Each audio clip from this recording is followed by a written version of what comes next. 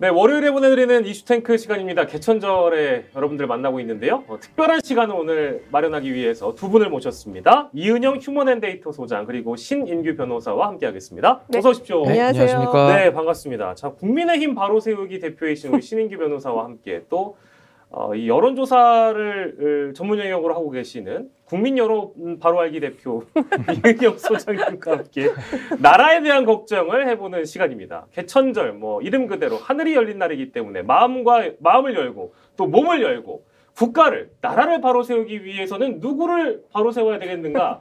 바로 윤 핵관들과 윤 대통령을 바로 세운다면 우리 이제 국민들의 걱정이 좀 덜어지지 않겠는가 하는 마음에서 오늘 이름하여 윤빠세 특집을 마련해봤습니다. 그렇습니다. 이 나라를 이끌어갈 책무가 있는 분들이 요즘 많이 흔들리고 계셔서 일단 그 지지도나 이런 것들을 좀 쳐다보면서 저희가 얘기를 해보려고 해요. 지지도가요. 심각합니다. 지금 뭐 20%인 조사도 꽤 많이 나왔고 네. 30% 초반인 조사도 뭐 물론 있습니다만 대부분의 여론조사에서 20%가 나왔기 때문에 일단 우리 윤 대통령은 안타깝습니다만 문제가 적지 않아 보여요. 대표적인 문제점이 뭘까요, 이은영 소장님? 이분이 인정을 잘 안 하는 게 지금 제일 큰 문제예요. 아, 인정을 안 한다. 그래서 지금 20% 나온 것들이 꽤 있는데 거기서 이제 그 부정평가 이유를 보면은 이전에는 이제 사실 대통령이 가지고 있는 가장 큰 핵심적인 권력이 인사권이거든요. 인사가 1위를 나왔었는데 지금 1위가 바뀌었어요. 뭘로 바뀌었냐면 무능력하다 또는 그 자질이 부족하다.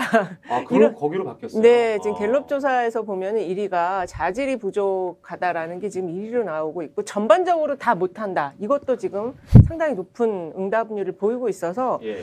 결국에 지금 문제는 윤 핵관이 아니고 사실 저는 윤 대통령 본인 자신이라고 생각합니다. 뭐 물론 제가 윤 핵관에 대한 문제점이나 윤 핵관 중에 누가 제일 문제인지 이런 것도 짚긴 할 텐데 네. 그러면 좀 조언을 해주셔야죠. 물론 이제 데이터를 기반으로 네. 무능력하다, 자질이 없다, 네. 인정을 안 한다, 뭐 이제 태도의 문제라든지 이런 것들을 국민들도 단점이라고 생각하고 있는데 그럼 어떻게 바꿔야 되겠습니까? 조언을 좀 해주세요. 지금 이게 저희가 개천절날 방송을 하고 있는데 사과를 빨리 해야 된다. 이게 지금 뭐 전반적으로 다 사과를 요구하는 게 아니고요. 그 이번 그 해외 순방에서 그 한 3개 정도 포인트가 있잖아요. 조문 안 한 거, 그다음에 한일 정상회담, 그다음에 한미 숏 회동 이거에 대해서 그 전반적으로 그리고 이제 욕설까지. 네네. 근데 요거에 대해서 전반적으로 조금 불편함을 드려서 국민 여러분께 여러 가지 혼란을 드려서 죄송하다. 이 정도로 사과는 반드시 해야 되는데 사과를 지금 안 하고 그러다 보니까 전국이 지금 정리가 안 되고 있어요. 더 이상 이제 이 바이든이냐 난리면이냐 듣고 싶지 않다고 하는데 정리를 안 해주니까 지금 계속 그 얘기를 할 수밖에 없거든요. 네네. 저희 방송이 나갈 시점에 그 전후로 해서 어쨌든 전향적인 입장 선회가 있었으면 좋겠다는 생각도 해봅니다만 저희는 어쨌든 네. 이제 좀 녹화로 진행되고 있다는 점을 좀 인식해 주셨으면 좋겠고 그렇기 때문에 사과를 안 하셔야 저희가 편집할 일이 없다. 그렇고요. 어쨌든 뭐 지금 보시는 여러분들께서는 모르겠습니다. 어떤 뭐 꼭 대통령이 사과를 하지 않더라도 네. 참모라든지 누군가가 입장을 살짝 바꾸거나 각도를 튼 결과가 나올지도 모른다는 거. 그건 뭐 국민들이 받아들일 거고요. 어떻습니까? 우리 신인규 대표께서 보시기엔, 신인규 변호사께서 보시기에는 윤 대통령의 가장 큰 문제점은 뭡니까? 우선 제가 국민의힘 바로 세우기 대표 국바세 대표를 맡고 있는데요. 이제 국바세에 이어서 윤바세. 그게 되면 이제 대한민국 바로 세우죠. 대바세가 되는 거네요. 네, 그래서 대한민국이 이제 바로 설 날이 와야 되는데 저는 지금 리더십의 위기를 꼽자면은 저는 지금 사실은 4가지의 위기를 꼽고 싶은데요. 네네. 저는 소비 실정의 위기라고 생각합니다. 이 소비 실정이라는 것이 소통, 비전, 그리고 실천, 정치가 다 사라졌다. 이거 지금 만드신 거예요? 소비 실정입니다. 와, 대단하십니다. 네. 뭐 지금 만든 건 아니고 항상 생각을 하고 그렇습니까? 다닙니다. 네네.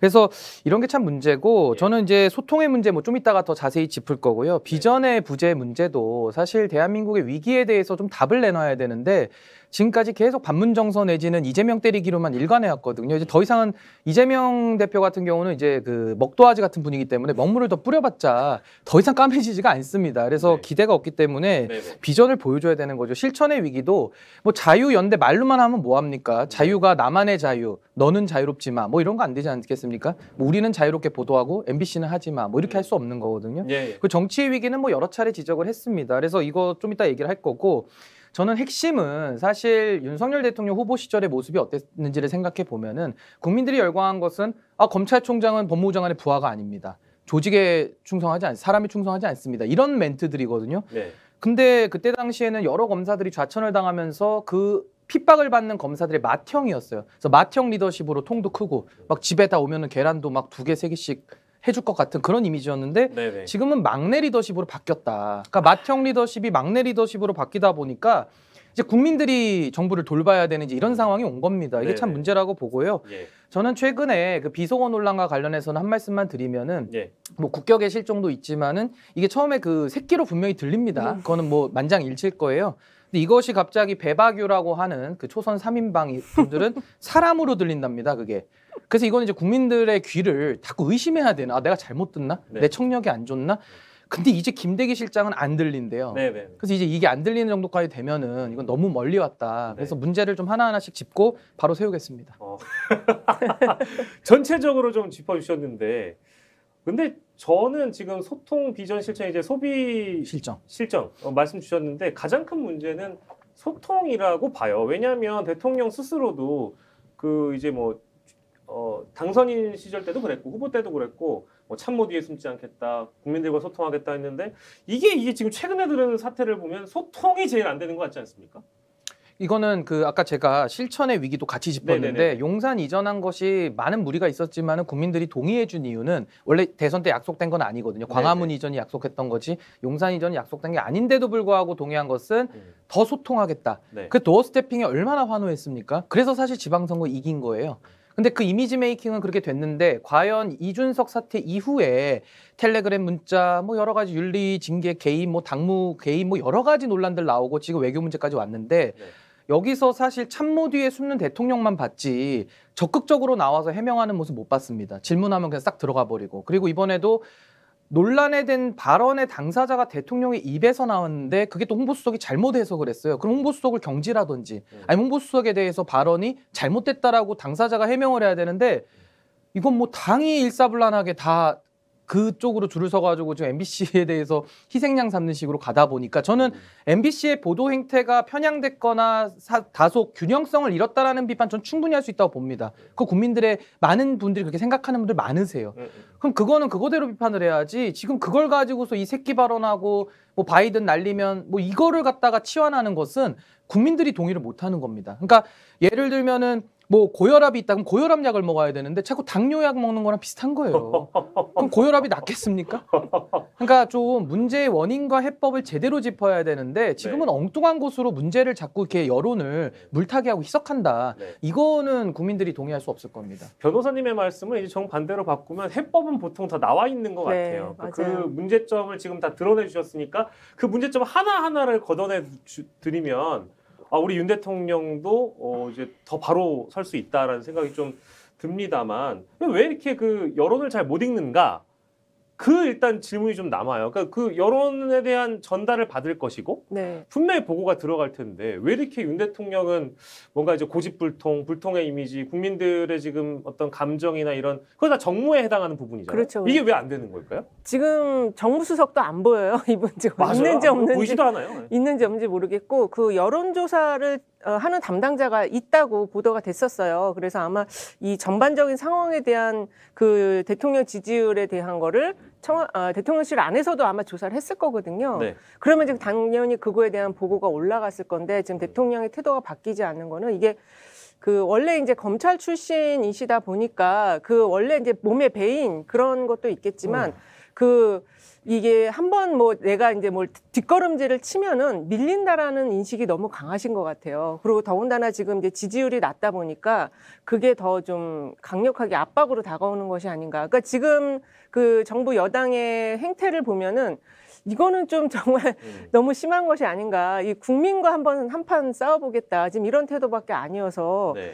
그래서 지금도 좀 말씀드리지만 네. 가볍게라도 빨리 사과를 하셔야 네. 지금 이게 하반기 전국을 이거 날리면으로 다 날릴 수는 없습니다. 진짜.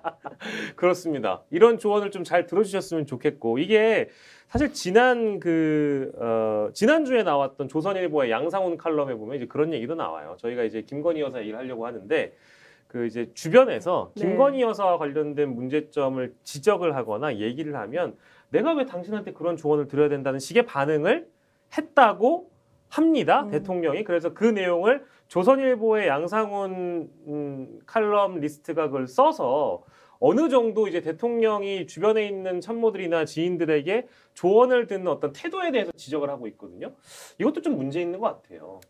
우선은 저도 사실 인적 구성에 대해서 좀 문제 제기를 안 할 수가 없는데요. 일단 두 가지로 나눠봐야 될 것 같습니다. 첫 번째는 대통령실 내부에서 과연 여론을 올바르게 진단하는 분들이 일단 계시는가 그걸 물어봐야 됩니다. 근데 제가 봤을 때는 대통령실 내부에 조금 그 여론을 잘 읽는 분들이 안 보여요. 아까 우리 이은영 소장님 말씀대로 정무수석, 시민사회수석 저는 옛날부터 교체해야 된다고 얘기를 일관되게 하고 있고요. 근데 그분들 계속 일하고 계시고 네. 뭐 다른 분들 뭐 비서실장도 있고 뭐 여러 직책들이 있지 않습니까? 뭐 특보들도 있을 거고요. 근데 저는 그분들이 과연 여론을 잘 읽는 분이냐라는 근본적인 좀 의구심이 일단 든다. 그게 첫 번째고요. 그리고 그 안에서도 뭐 일부 수석이나 행정관들 중에서 여론을 잘 읽는 분이 계시더라도 그럼 그분들이 과연 대통령께 가서 직언을 할 수 있는 분위기가 되겠느냐. 그 분위기가 아니라고 많이 예, 저는 뭐 돌려 말해도 잘 못 알아들으시거나 아니면 뭐 화를 내거나 할 수 있을 것 같다라는 생각을 좀 해봅니다. 이게 문제인 것 같고 아까 제가 막내 리더십을 좀 얘기했었는데 여당이 사실은 가장 문제입니다. 예를 들면 쓴소리를 하면은 그 쓴소리에 대해서 민주주의 내지는 나를 잘 되라고 하는 격려 내지는 도움이 되는 소리로 듣는 것이 아니라 뭐 건의에 도전하나 내지는 쓴소리 하면은 내부 총질하나 이제 이런 식으로 언론을 막아버립니다. 지금도 MBC에 대해서도 똑같은 행태가 나오거든요. 네. 그러니까 뭐 MBC가 어떤 의도로 했나 그건 저는 따져볼 문제라고 봐요. 근데 그거에 따지기 앞서서 이 논란 자체가 없어지진 않잖아요. 네. 그러니까 이걸 자꾸 뒤바꾸려 한다는 게 문제고 또 하나는 여당에서도 마치 대통령실이 듣고 싶은 얘기만 하는 것 같아요. 소위 말하는 막내한테 우리가 나이 차이 많이 나면 형들이 우쭈쭈를 많이 하지 않습니까? 아이고 잘한다 이렇게 하는데 지금 거의 뭐 그 수준입니다. 그래서 그렇게 우쭈쭈로 하면은 그 아이가 자라서 버릇이 없어질 수밖에 없겠죠. 그래서 저는 버릇이 없어. 아니 그러니까 비유가 그렇지만은 네네네. 어쨌든 이런 식으로 옳다라고만 가는 것은 결국 대통령에게도 저는 해롭다고 봅니다. 그래서 이 부분이 저는 문제의 원인 아니냐 이렇게 분석하고 있습니다. 네, 알겠습니다.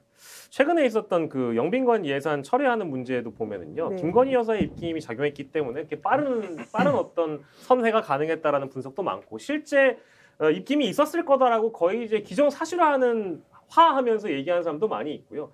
실제 대통령실 내부에서 어떤 또 다른 권력의 한 축으로 분류하는 분도 많이 있습니다.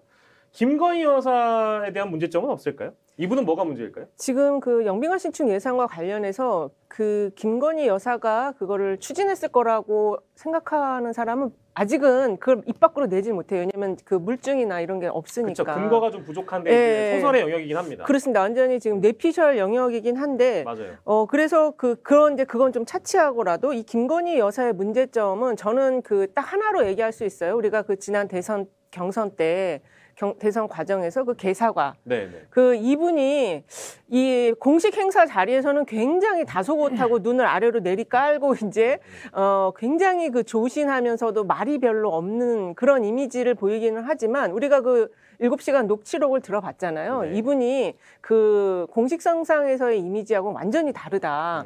이 말하는 거라든지 말의 그 내용이나 수위나 이 톤이나 이런 것들이 보면은 굉장히 좀 강하십니다.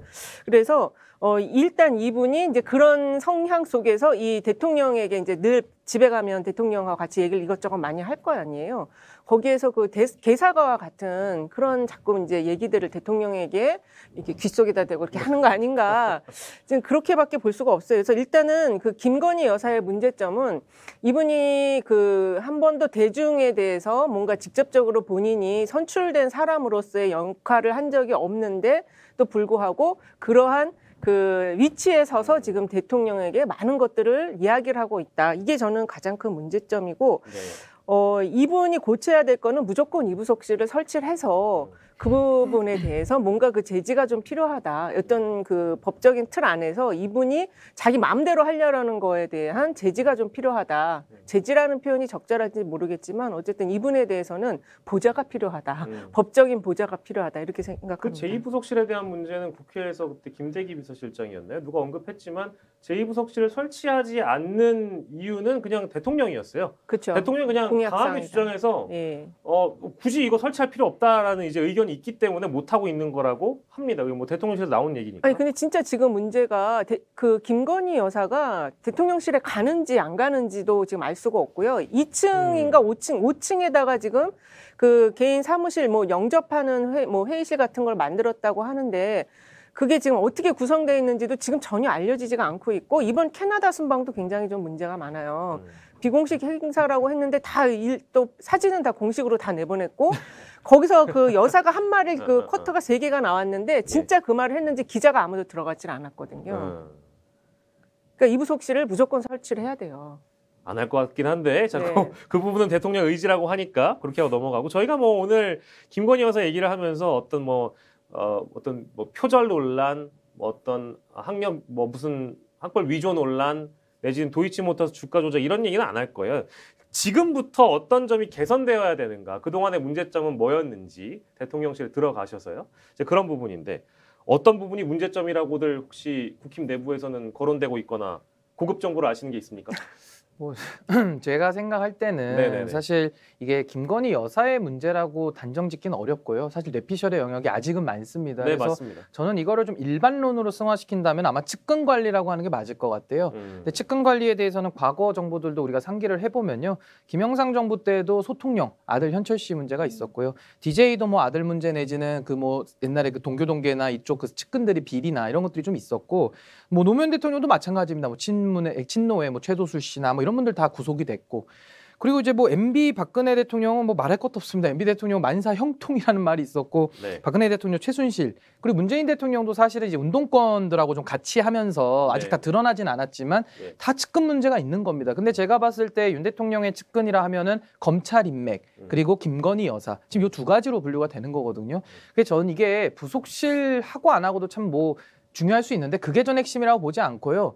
어느 인사들과 본인이 국정을 논의하고 신뢰 있게 비전을 공유하면서 이끌고 갈 것이냐 이게 문제인데 저는 이 검찰과 김건희 여사 자리에 저는 국민의힘 정당이 왔으면 좋겠어요. 그러니까 국민의힘 정당도 물론 정상화돼야 되는 게 급선무지만 네. 뭐 이제 와서 얘기하면 너무 그렇지만 과거에 이준석 대표와 손을 잡고 정권을 만들지 않았습니까? 네. 그렇다면 보수에도 좀 깨끗하고 새로운 세력들이 많이 있는데 그분들하고 좀 손을 잡고 국정을 같이 운영했었으면은 지금 이런 사단이 왔었을까? 저는 그런 아쉬움이 좀 많이 남습니다.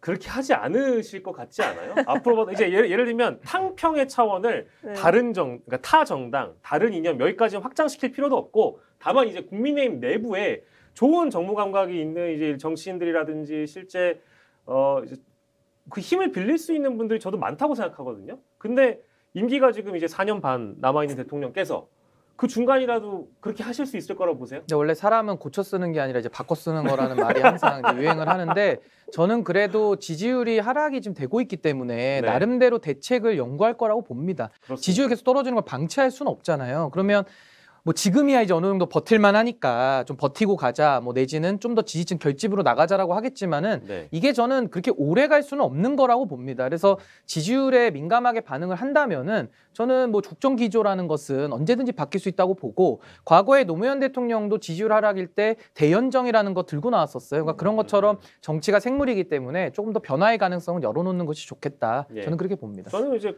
말씀하세요. 그 노무현 대통령은 지지율 하락 때문에 대연정을 가져온 게 아니고 그 기본적으로 정치 구조를 변화하겠다라는 생각 속에서 이제 대연정이 나왔었던 거고요. 대연정 이야기한 다음에 지지율이 더 떨어졌어요. 그래서 그랬어요. 예, 그런 거고 지금 그 일단은 그 관저에 여사님이 입주했는지 안 했는지 그게 좀 정확히 안 알려져 있거든요.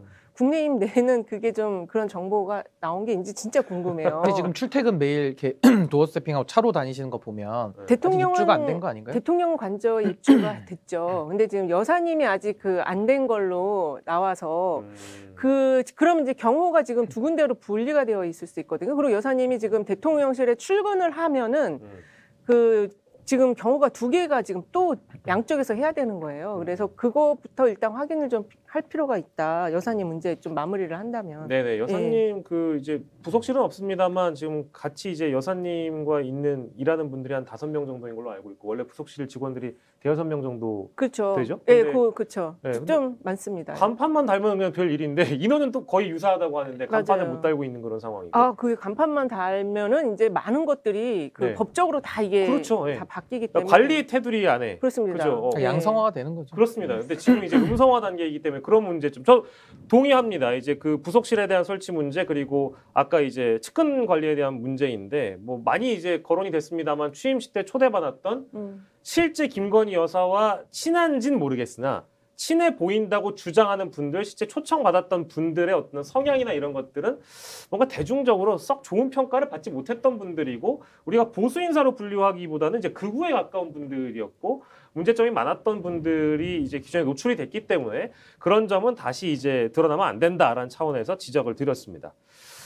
자, 대통령실에 있는 공무원들, 뭐 물론 이제 이분들 전부가 다 문제가 있는 건 아니지만 대통령실의 아마추어 같은 일처리, 아마추어리즘 이번에도 많이 좀 드러나긴 했어요. 대통령실의 가장 큰 문제점, 앞서 좀 동어 반복이 될 수도 있겠지만 난 이건 반드시 꼽고 싶다는 부분이 있을 겁니다. 어떤 거 꼽으시겠어요? 저는 제도보다 사람이 더 우선한다고 믿는 사람인데요. 저는 지금 정부에서도 사실 감동을 줄 수 있는 방법이 뭐 메시지 네. 내지는 사람 아니겠습니까?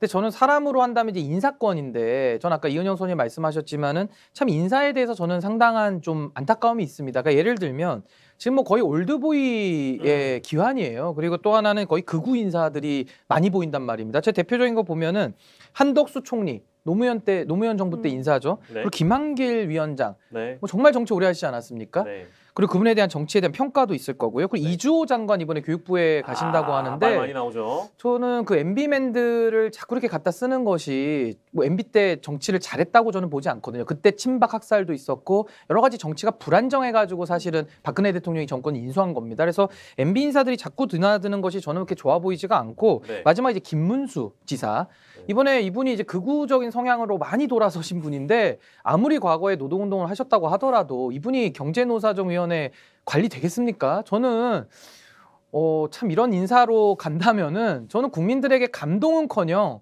이건 뭐 굉장한 실망을 안겨줄 수밖에 없다라고 보고요. 네. 이렇게 해가지고 지금 뭐 노동개혁, 교육개혁, 뭐 연금개혁 뭐 이렇게 한다 그러는데 되겠습니까?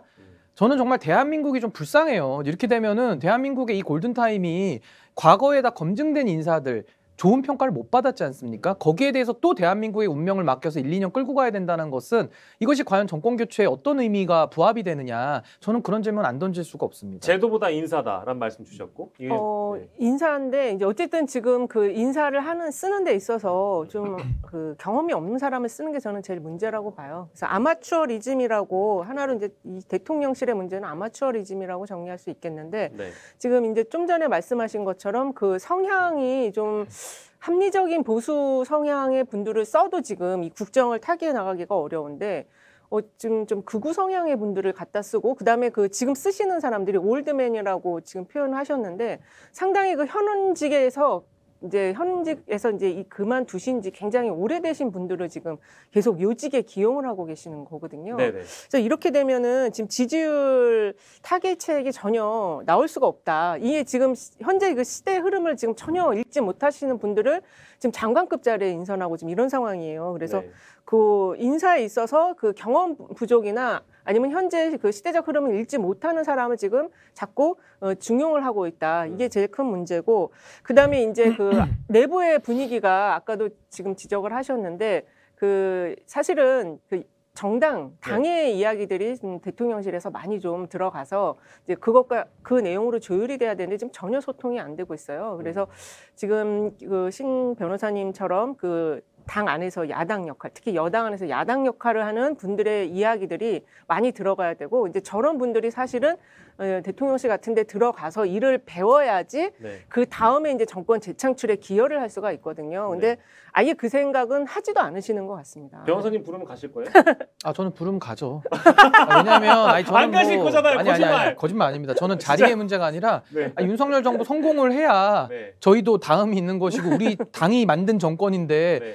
제가 지금 애정이 있으니까 쓴소리를 하는 것이지 네. 당연히 책임을 져야죠. 책임을 져야 되는 것이고, 근데 네네. 제가 간다고 하는 이유는 어차피 안 부르기 때문에 저는 간다고 얘기는 해놓는 것이고, 네네네. 저는 이렇게 봐요. 그 네이버에 나무위키 검색해 보시면 국무위원 딱 치시면요 명단이 딱 정리돼서 나옵니다. 네. 그러면 저는 딱 봤을 때 아까도 오면서 제가 명단을 일일이 봤는데요. 네네네. 장관들의 면면을 보면요, 이건 잘하고 못하고의 평가의 문제가 아니라 네. 명단을 쫙 보는 순간 그냥 기대감 자체가 사라집니다. 일단은 다 관료들이기 때문에 이름을 알 수가 없어요. 도대체 여분이 뭔 비전을 약속하고 관료로, 그러니까 장관으로 들어갔는지가 불분명해요. 네. 왜냐하면 정권을 만든 사람들은 약속을 했지 않습니까? 이 사람들한테 일할 기회가 없고, 정권을 만들어 놨더니 이제 정권 만든 사람들은 다 싹 뒤로 가고 네. 다 관료들이나 교수들 갖다 쓴단 말입니다. 네. 그러니까 국민들 입장에서도 도대체 뭘 하려는 것이냐. 네네네. 그리고 책임지지도 않아요. 이분들 그냥 와서 월급 받다가 실패하면 그냥 사표 쓰는 겁니다. 그렇죠. 그래서 저는 이런 걸 보면요, 지금 제가 아까 뭐 총리라든지 통합위원장이라든지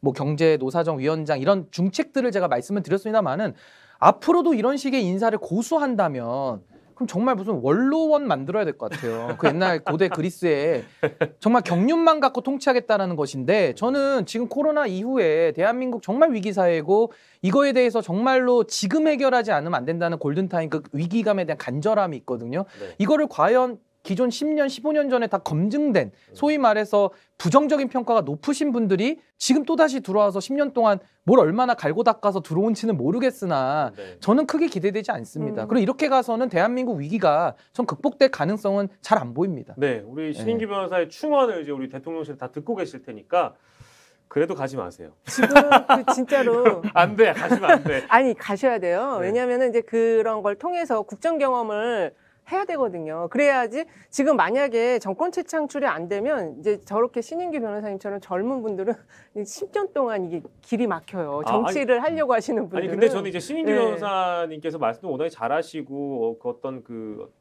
이런 사회 문제나 정치 문제를 분석하는 그 시각이 탁월하다고 생각하는데, 최근에 있었던 박민영 대변인 이제 대통령실 들어가는 그 이제 과정이나 네. 절차나 어떤 지금 뭐 보도된 내용들만 종합해서 보면 좋단 말이에요. 사람을 데려가 쓴 다음에 어디를 갔는지 보면 그 자리가 또 아니고 뭐 이제 이런 것들이 사실 이렇게 좋은 분을 영입하면 뭘 하겠어요. 그 사람에게 아주 적합한 자리와 책임과 권한을 줘야 되는데 그게 아닌 것으로 보이는 나중에 보니까 뭐야 이거 원래 보도된 거랑 다르잖아. 이런 경우가 생기기 때문에 그래서 저는 믿을 수가 없다, 대통령실을. 그래서 말씀드린 거였어요.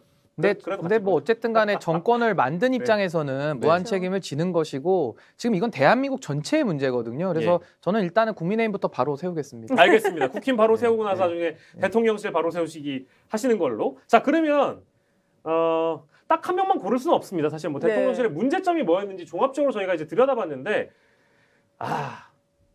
여기까지는 그래도 물러나줘야 되고 경질돼야 된다 정도로 우리가 이제 평가를 해볼게요. 그러니까 저는 사실 뭐 정무수석, 뭐 비서실장, 정무수석, 시민사회수석은 일찌감치 정리가 됐어야 됐다. 이제 그런 의견을 갖고 있었던 사람인데 어떻게 생각하십니까? 누가 순서대로 그냥 얘기해 주셔도 돼요. 일단은 그 대통령실은 이제 정무적으로 모든 거를 하는 곳이에요. 그래서 그 기능적으로 이렇게 움직이는 곳은 아닙니다. 그러니까 홍보를 한다고 해도 다 그 정무와 연결돼서 지금 돌아가는 곳이기 때문에 네. 가장 책임을 져야 될 건 역시 대통령 실장님이시고 네. 그다음에 이제 정무수석이에요. 네.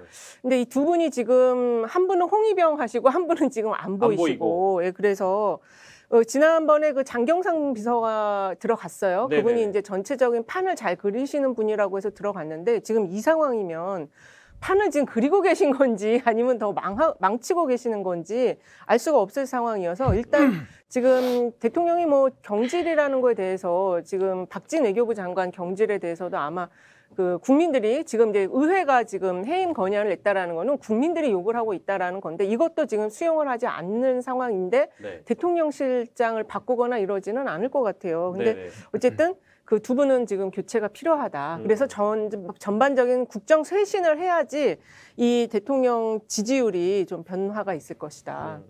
아까 처음에 이제 신인기 변호사는 홍보수석이 이번에 그 해외 순방 갔을 때 발표를 잘못한 거면 홍보수석을 뭐 경지라든지 이런 표현도 써주셨는데, 김은혜 홍보수석은 거기 들어가신 지 얼마 되지 않아가지고 바로 경질되기는 어려울 것 같고, 그리고 아까 장경상 정무 2비서관 말씀 주셨는데 알만한 분들이 다 아는 장경상 비서관의 경우에는 장경상 시그널이 있다면서요. 그래서 박근혜 정부 때도 몇 개월 하다가 이거 내 말대로 안 되니까 이대로 하면 나 나갈 거야 해가지고 막 나가버린 기간이 3개월인가 6개월이었나 그랬을 거예요. 그래서 그분 나오시면 이제 네, 리트머스 장경상이 시험지. 그쵸. 장경상이 만약에 그만두고 나온다. 이러면 지금 대통령실은 우리가 알고 있는 문제점보다 더 심각한 얘기가 있다고 합니다. 자, 우리 신인규 변호사께서는 누구 물러나야 된다고 보세요? 아, 저는 좀 이게 난감한데요. 누구 네. 물러나라는 말이 참 쉬운 얘기는 아닙니다. 네. 누구 한 사람의 책임은 아니거든요. 근데 이제 저는 사실 양비론 같은 거 안 좋아하기 때문에 시시비비는 가려야 된다. 네. 이런 차원에서 제가 말씀을 드리면요. 네. 사실 뭐 이준석 대표랑 MBC랑 박진 장관의 공통점이 있어요. 잠시만요. 이준석하고 MBC, MBC 박진 장관. 박진 장관 여기 어떻게 공통점이 뭐가 있어요? 공통점이 그냥 다 희생양들입니다. 아, 안타까운 희생양. 예. 그래요. 인정합니다. 그러니까 자기의 행위에 비해서 너무 많은 책임들을 지금 요 세 분이죠. MBC도 사람으로 치면은 뭐 그런 게 있고, 저는 일단 내각에서는 저는 한덕수 총리는 경질을 해야 된다 봅니다. 왜냐하면 한덕수 총리는 지금 많은 비판을 받고 있지만 내각 장악력이 전혀 없어요. 근데 네. 그것은 한덕수 총리가 정보에서 배제됐기 때문에 내가 할 일이 없어라고 손을 놓고 있는 걸 수도 있고, 아니 본인이 의욕이 없는데 그냥 자리만 차지하는 걸 수도 있거든요. 맞습니다. 근데 그거는 뭐가 됐든지 간에 그냥 총리로서는 그냥 소위 말하면 그냥 월급만 받는 거예요. 그리고 다음에 이제 또 김앤장 가실 준비만 하는 건데, 저는 총리가 이렇게 해서는 대한민국 국정 운영 못 한다고 봅니다. 대통령을 도와주고 어느 정도 총리의 기능을 해야 되는데 안 되고 있어서 저는 내각에 대해서는 좀 유보를 하고 한덕수 총리만 책임을 지면 될 것 같고, 네. 대통령실과 여당이 문제인데요. 저는 좀 많이 뽑아봤습니다. 5대5로. 5대5에서 5명 뽑아봤습니다. 진짜 그렇게 많이 많아요? 뽑으셨네요.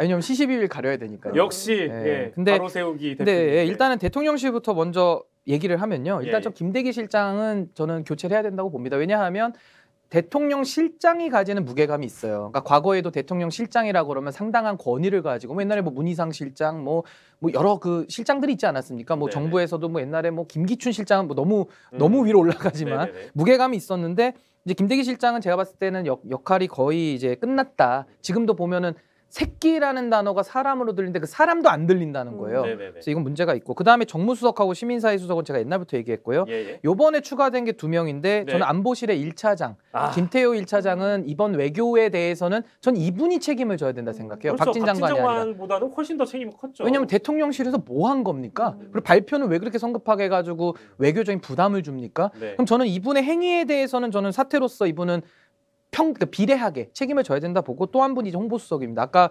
앵커께서는 너무 빨리 임명됐기 때문에 부적절하다라고 하시는데, 저는 이번에 대통령의 저는 실언도 문제지만은 더 큰 문제가 저는 홍보수석에게 있다고 봅니다. 왜냐하면 아니 국가 안보 동맹과 국격을 훼손하면서 안보에 위협이 되는 사안이라고 규정을 하는데, 그런 사안이 발생돼서 13시간 동안 외신이고 뭐고 다 나가고 있는데 그 교정을 안 합니까? 그럼 홍보수석은 뭐 하고 있습니까?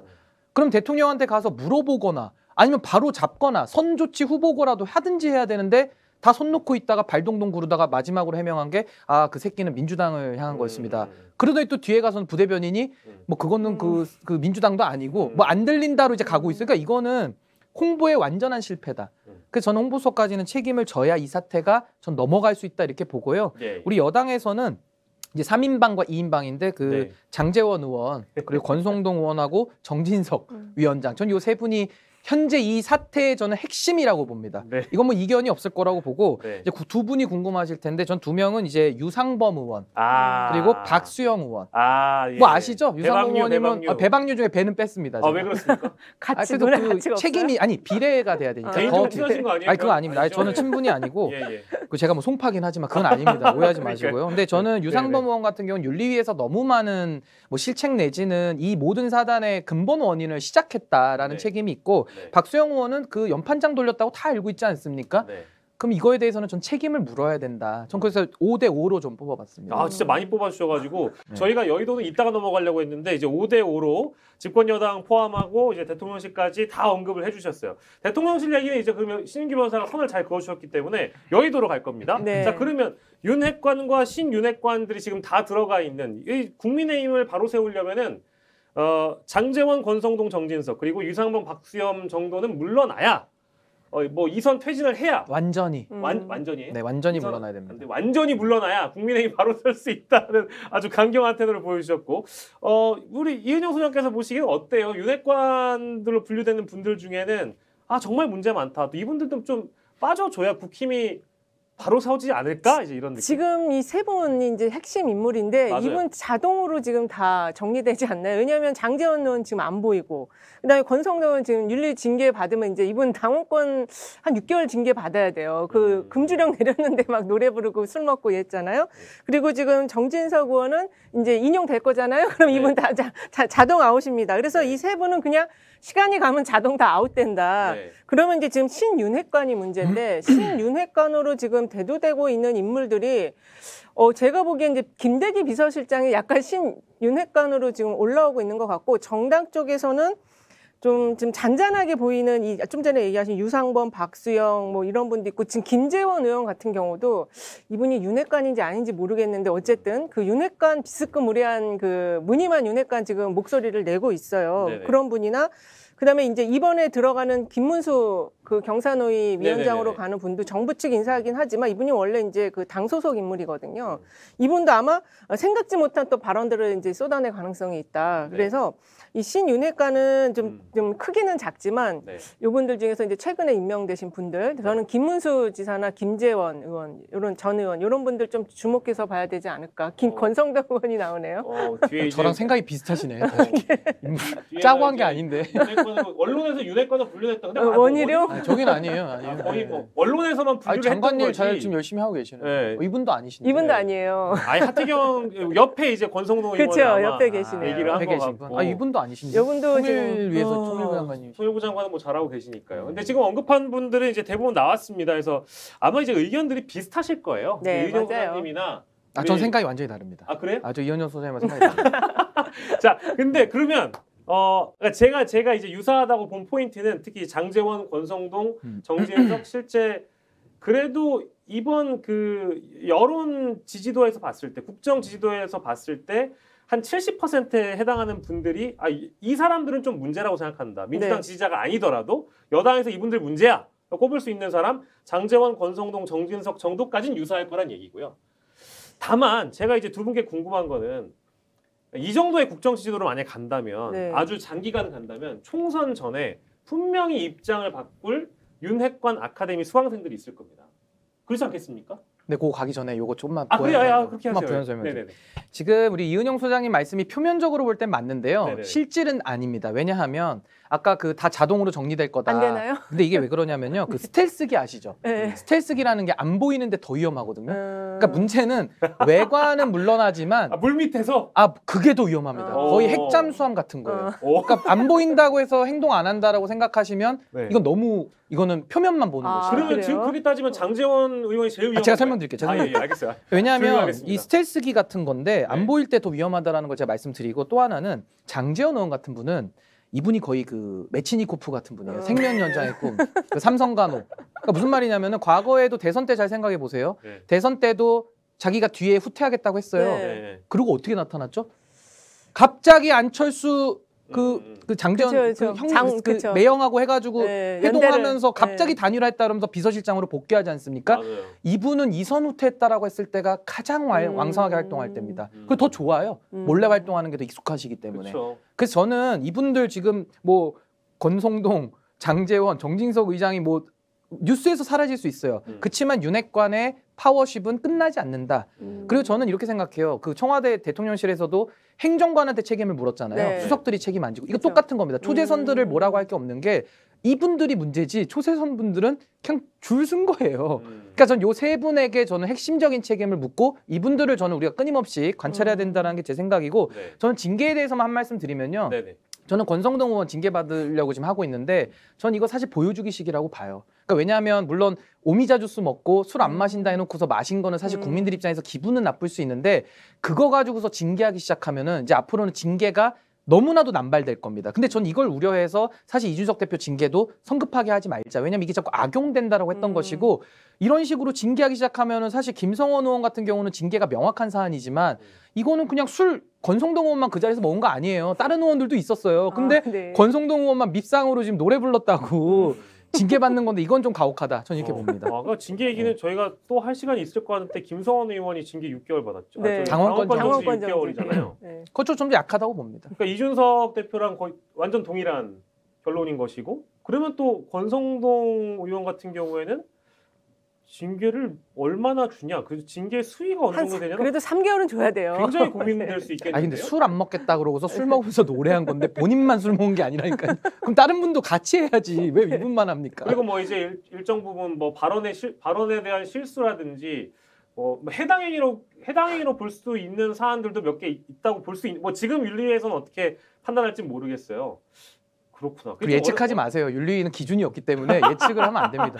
자기 맘대로 그냥 뭐 미운 사람 더 주고 예쁜 사람 깎아주고 이러는데 네. 뭐 그걸 어떻게 알겠어요? 우리가 누굴 좋아하고 미워하는지. 그래 그 전망이 참 어렵습니다. 네. 예측을 자, 못합니다. 그래요, 알겠습니다. 그러면 자 우리가 윤핵관들의 문제점 그리고 이런 뭐 문제점은 사실 저희가 뭐 굳이 얘기 안 해도 될 것 같고요. 그러면 이제 이분들이 어느 정도 빠져 주셔야 이제 국민의힘이 바로 설 수 있다. 국민의힘이 집권 여당이 바로 서야 국정이 또 바로 선다라는 차원에서 언급하고 있습니다.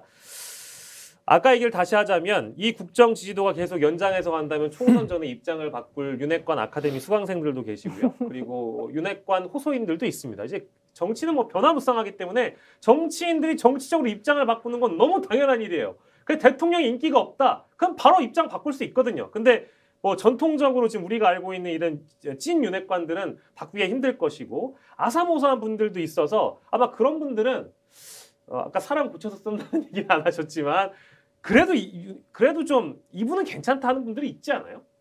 좋은 분도 많죠. 뭐 윤핵관 나는 그래도 윤석열 대통령을 지지해. 나 언론에 많이 등장하진 않았지만 그래도 이분 정도는 뭐 입장을 같이 하는 분들 혹시 없습니까? 윤핵관이라 분류됐지만 제가 볼 때는 그 네. 장해찬 평론가가 그래요? 예, 윤핵관을 호소하고 계시긴 하는데 입장을 바꿀 것이다. 그 지금 상당히 갈림길에 있는 것 같아요. 왜냐하면 장해찬 평론가도 지금 부산 쪽에 출마를 좀 이렇게 고민을 하는 꿈이 있는 분이더라고요. 근데 지금 이 상황이면 그러니까 제가 아까 말씀드렸잖아요. 이게 지금 윤석열 대통령이 자꾸 이런 식으로 가면은 총선 패배가 지금 불보듯 뻔히 보이는데 그렇게 해서 정권 재창출 못하면 지금 국민의힘에서 정치를 꿈꾸고 있는 사람들이 10년간 암흑기가 온다니까요. 두 번 이게 지금도 지금 빛을 못 보고 있는데 그래도 집권의 꿈이 있기 때문에 열심히 지금 정치 활동들을 하시는 건데 젊은 분들이. 근데 네. 집권 못하면은 거의 진짜 10년 그럼 이제 그 30대였던 분들이 40대가 되고 막 이렇게 되는 거예요. 그래서 정말로 잘 하셔야지 되는데 지금 그건 아예 생각도 없고 그리고 지금 이번에 원내대표 때 보니까 42명이 반대를 했잖아요. 네, 그렇죠. 반기를 들었는데 요거는 숫자는 더 늘어날 거다. 지금 제가 볼 때는 그래요. 지금 이 상황이면 이게 지금 모든 이제 그 뭐 대통령에 대한 엄호하는 이런 것들이 이제 영상에 남거나 이러면 이분들 지금 다음 총선에 현역인 분들은 상당히 지금 고민 많이 할 수밖에 없는 상황이고 이제 정치 준비하시는 분들도 그런 영상들이 남아 있으면 이거 나중에 가면은 시간이 지나서 나중에 가면은 그런 게 다 소환될 수 있어요. 자기 네. 발언에 있어서 모든 거에 정치 행동에 이게 다 소환될 수 있거든요. 앞으로 이제 지금 현재 그 윤핵관이거나 윤핵관 호소하시는 분들은 점점 이제 방송에서는 좀 말을 줄이지 않을까. 예, 그 가능성이 있어요. 이 대통령 지지율이 제가 보기에는 올라가기가 좀 쉽지 않아요. 네, 함부로 이제 엄호할 수 없는 없어요. 수준에 이르렀다라는 말씀이신데 장해찬 그 청년재단 이제 네, 이사장이시죠? 네. 저는 조금 대통령이 너무했다라는 생각도 좀 했어요. 왜냐하면 선대위 들어갔을 때 이제 대대적으로 홍보가 되기도 했고 장해찬 네. 당시 이제 평론가가 근데 전 대통령실 들어갈 줄 알았거든요.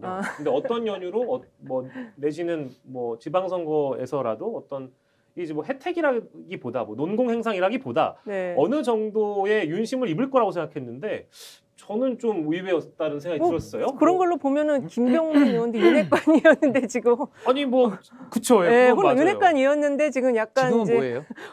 호소인이었다가 다시 윤핵관 비스무리하게 다시 가고 있어요? 갔는데 저 요즘 방송을 잘 안 봐가지고 바빠가지고. 아니 뭐 우리 저기 네. 변호사께서 뽑으시는 괜찮은 윤핵관.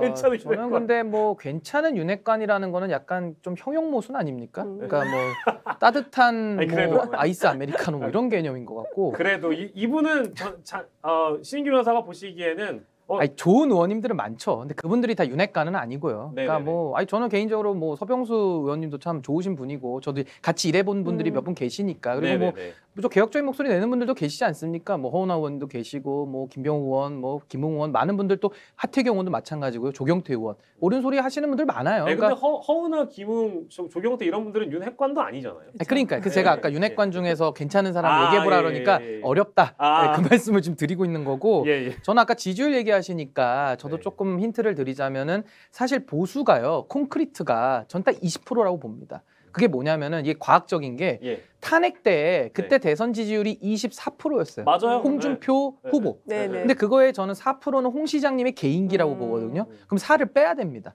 그러면 20%가 누가 와도 지지하는 게 이제 콘크리트예요.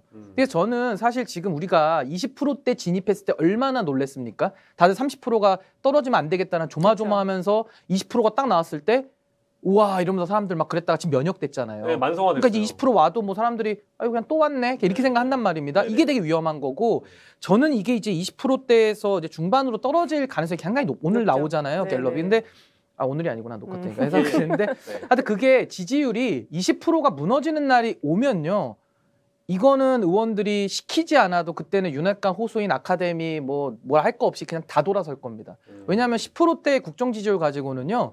그 얼굴을 갖다가 사진같이 찍으면서 공보물에 실을 수가 없어요. 그렇습니다. 지금 이미 대통령 지지율이 당 지지율보다 낮은 게 꽤 오래됐어요. 이미 지금 이제 한 150일 4개월 정도밖에 안 됐는데 그래서 지금 말씀하신 것처럼 사실 이번 해외 순방을 무리수를 둔 게 지지율을 이제 올리기 위해서 그 해외 정상 그 이제 미국과 일본 대통령 뭐 총리와의 그 차경 사진을 이제 홍보하면서 좀 지지율 반등을 모색을 해보려고 했는데 사실 해외 순방 갔다 온 다음에 지지율이 이렇게 또 크게 떨어지는 경우도 또 흔치 않아요. 이게 지금 원래 올라야 정상이거든요. 그러니까 이것도 못하냐 지금 이런 상황이 된 거고 그리고 지금 말씀하신 것처럼 그 저는 이제 그 국민의힘의 핵심 지지층은 한 25% 아까 말씀하신 그 탄핵 때 그 탄핵 시기에 그 당 지지율을 보면 24%였었으니까 그 정도 깨지지 않은 핵심 지지층이 그 정도일 거라고 보고 있는데 지금 조금 더 낮게 보시는 거잖아요. 근데 지금 거의 그 수준에 와 있어요. 지금 24, 5% 올 것 같아요, 이번 주에. 그래서 이렇게 되면은 진짜 이게 당에서 선거를 준비하는 모든 분들은 더 이상 이제 대통령 사진은 안 쓴다. 그리고 당명도 작게 한다. 이거 계속 그렇게 했었어요. 여론이 안 좋으면. 늘 패턴이 그런 거죠. 네, 그렇습니다. 그래서 근데 이걸 지금 타개할 지금 방법도 별로 안 보인다. 그래서 진짜 선거 준비하시는 분들은 고민이 많을 것 같습니다. 이제 한 주를 시작하는 개천절 월요일에 이제 저희가 보내드리고 있는데 그 해법을 마지막 질문으로 저희가 드릴 거예요. 근데 좀 첨언을 하자면 이제 대통령을 진심으로 걱정하고 나라를 진짜 걱정하는 분들 그리고 콘크리트 지지층이라고 아까 표현하셨던 분들 중에는 그래도 이성적으로 이 문제를 접근하는 나머지 그런 표현을 하시더군요. 니마 제발 나가지 마오. 왜냐면 나가면 이제 해외 순방을 가면 자꾸 뭔가 불길한 이제 트라우마 같은 일들이 생기다 보니까 안 나가시는 게 어떻게? 근데 아마 계획돼 있는 걸로 알고 있는데 10월에 또 있어요. 10월에 또 있습니다. 그렇습니다. 근데 너무 부정적으로 보지 마세요. 왜냐하면 수해 때도 한번 그때 잘못하고 또 태풍 때 또 잘했습니다. 그러니까. 이번에 3번째니까 또 잘할 수 있어요. 너무 이렇게 주관적으로만 보지 마시고. 사전에 발언했던 게 너무 걱정되셔서 그러는 거 뭐예요. 자, 마지막으로 해법을 저희가 이제 논의하고 마무리하도록 하겠습니다.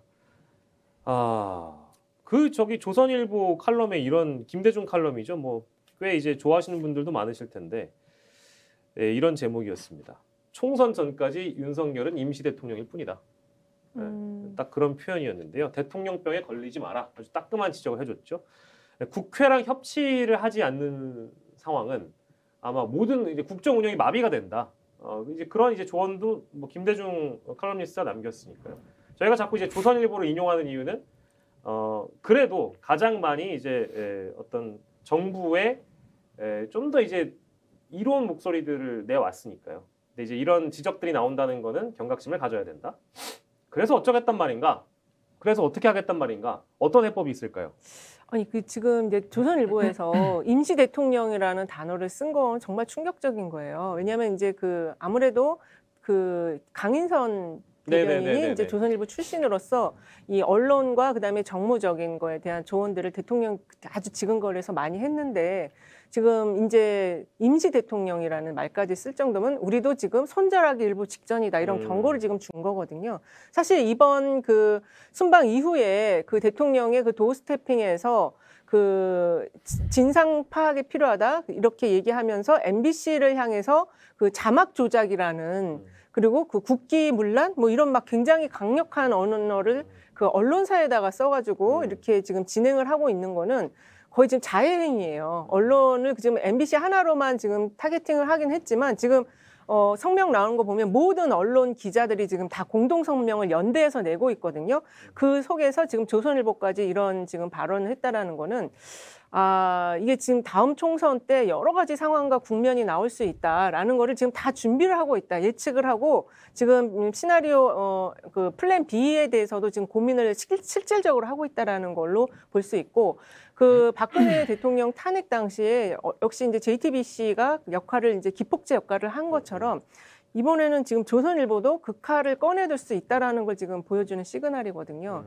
근데 지금 이거에 대해서 민감하지 못하고 그냥 나는 내 갈 길대로 가겠다라고 한다면은 뭐 본인도 대통령께서도 준비를 하셔야 될 것 같아요. 마음의 준비를 지금 이 플랜 B에 대해서. 네. 네. 실제 보도만 봐도 이게 임기 초가 아니라 임기말 현상 같이 느껴지는 그렇죠. 보도들. 그러니까 딱 보면은 자세히 보면 이게 단독 보도의 소스가 어디지? 외교부, 산업부 막 이제 이런 게 나오잖아요. 그러면 이거는 굉장히 큰 고심을 해봐야 된다는 타이밍이라고 저도 생각합니다. 신인규 변호사께서는 어떤 해법이 있다고 보세요? 저는 사실 지지율 제가 10에서 15% 올리는 방법은 압니다. 네. 근데 그거를 할지 안 할지는 모르겠어요. 그래서 제가 오늘 방법은 말씀을 드릴 건데 네. 일단은 지금 이준석이 문제다라고 늘 문제 원인을 짚었는데 이게 아까 말한 대로 당뇨와 고혈압을 착각한 그렇습니다. 겁니다.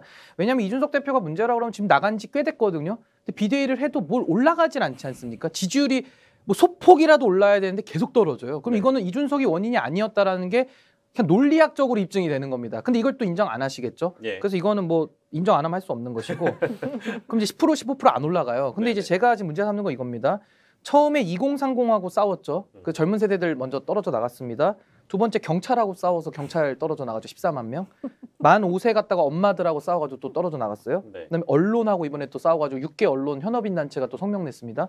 이번에는 정상적인 귀를 가진 청각을 가진 시민들과도 지금 그러니까 이 5가지를 합쳐보면 이게 7, 80% 돼요. 그래서 저는 지금 정상적인 귀를 가진 시민들까지 건들 건 아니었다. 네. 이분들은 관심도 없고 뉴스에 이렇게 많이 그렇죠. 매몰되신 분들도 아닌데 아니 뻔히 들리는데 들리는 걸 안 들린다 이런 식으로 얘기를 하니까 그것도 외교 무대 나가가지고 국민들이 화가 나는 겁니다. 그래서 저는 10에서 15% 올리려면은 지금 당에서 해야 될 거는 여당과의 관계 회복을 해야 됩니다. 근데 여당과의 관계 회복은 윤석열 대통령께서 총장 시절에 총장은 법무부 장관의 부하가 아닙니다라고 얘기하셨어요. 그럼 딱 한마디만 하면 됩니다. 집권 여당의 대표는 대통령의 부하가 아니다.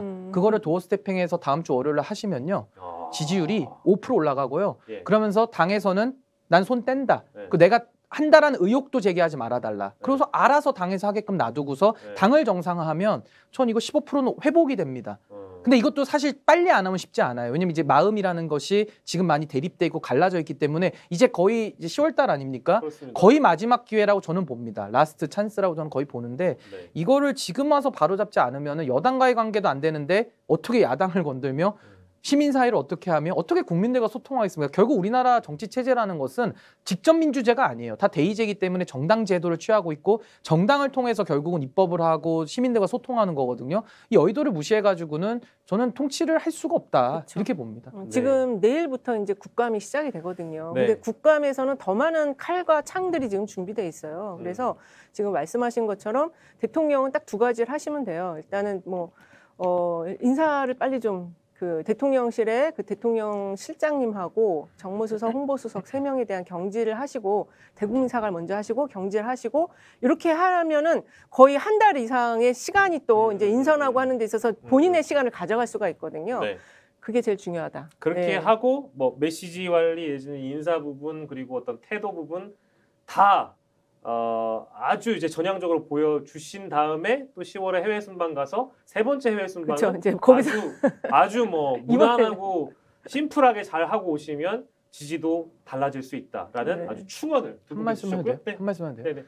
저는 윤석열 대통령 자체가 정치 신인이기 때문에 저는 네. 국민들이 그렇게 높은 기준을 저는 요구하지 맞아요. 않는다고 봅니다. 음. 다 감안해서 뽑았거든요. 그래서 네. 저는 너무 부담 느끼지 마시고 골프도 그렇지 않습니까? 막 300m 보내야겠다 이러면은 막 오비 나는 거가 안 맞아요. 그냥 아이고 오늘은 죽쓰러 왔다 이러면 그냥 하면 공이 뜨거든요. 그래서 조금 힘을 빼시고 좀 편안한 마음으로 저는 국민들과 소통하면서 같이 가면 된다. DJ가 옛날에 막 반보만 앞서가라 그렇죠. 그랬잖아요. 그 원리에 입각해서 가면은 저는 쉽게 풀릴 수 있다. 근데 괜히 지금 어렵게 돌아가고 있기 때문에 좀 안타깝습니다. 요새는 여당 분들이 뭐 DJ 노무현 많이 찾으시더라고요. 아니 뭐 다 대한민국 대통령이니까. 그렇습니다. 뭐 아주 저희가 얘기는 참 즐겁게 했는데 무거운 주제이기도 합니다. 뭐 절대 어떤 비아냥과 조롱이 섞여 있을 만한 방송은 아니었고요.